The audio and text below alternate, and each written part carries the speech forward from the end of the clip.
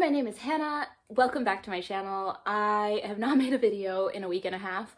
It has been crazy.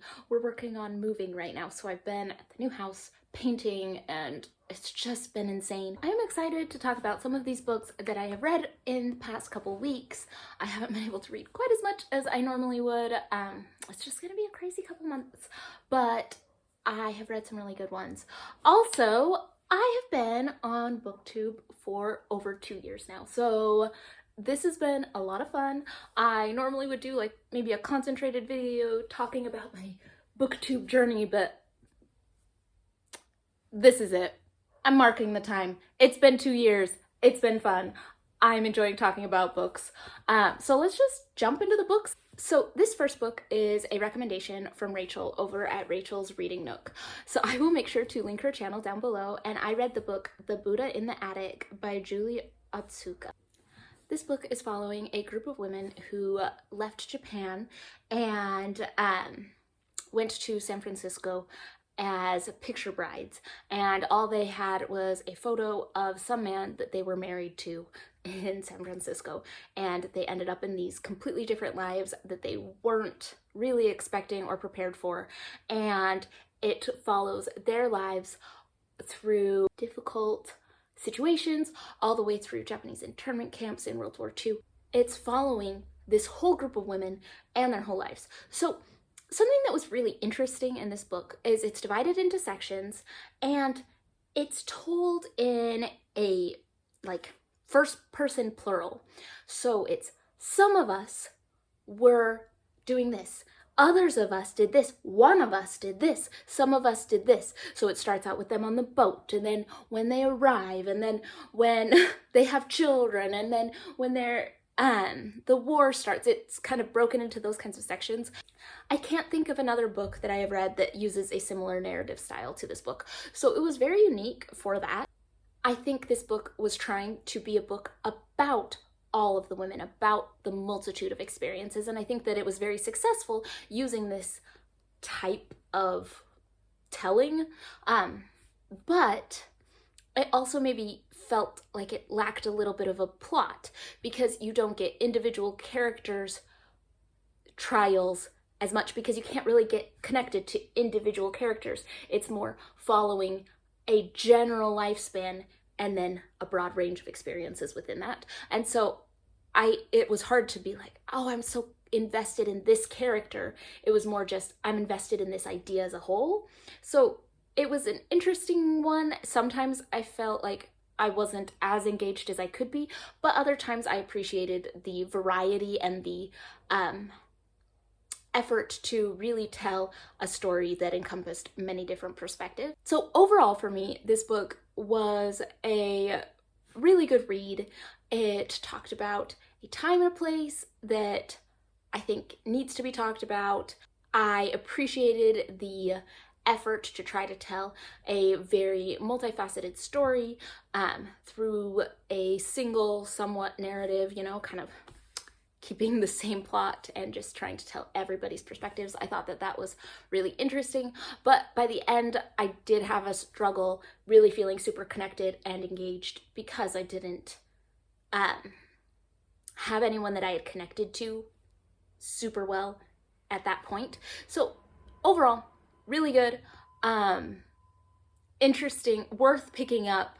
Probably isn't my favorite book ever, but it was definitely worth a read and a very interesting style. So Caitlin over at Bandy's Books recommended the book The Hacienda by Isabel Cañas.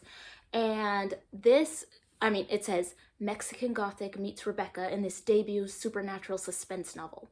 So, already I know what I'm supposed to be getting into. Some sort of creepy house, mystery, a little bit of horror, something in there. This book is really just a straight up, she's a woman, newly married, in a house that's just haunted. What's going on? Is she going crazy? And has a bit of a love story in it, has some really supernatural elements. I found myself enjoying it the entire time. I thought it was just a really good time. So if you want some sort of creepy thing that's a good time, I think that this is it. Like, it really was a fun read. I found myself just enjoying the pacing, enjoying going through it.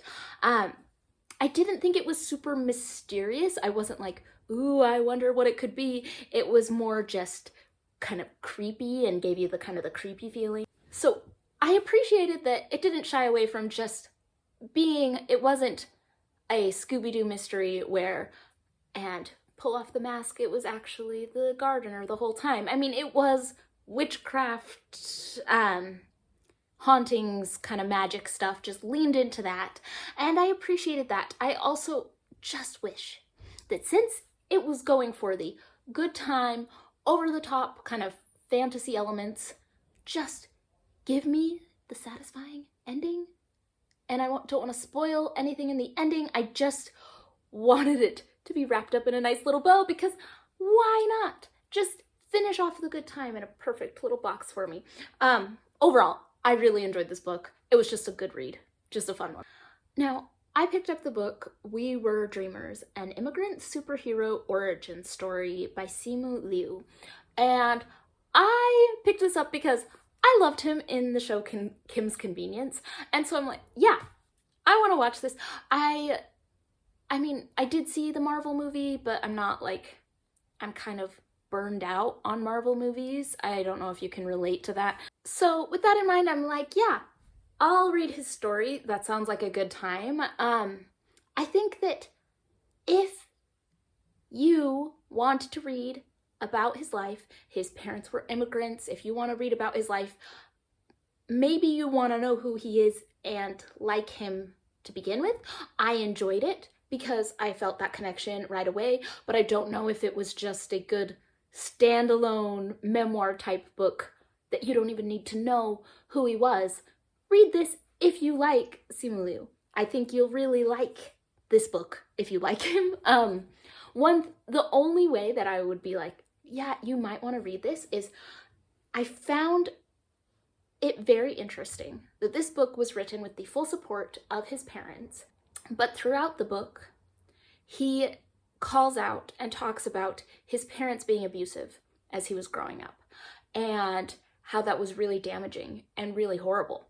And some of the behaviors that they engaged in, some of the ways they treated and talked to him, and how it was very damaging.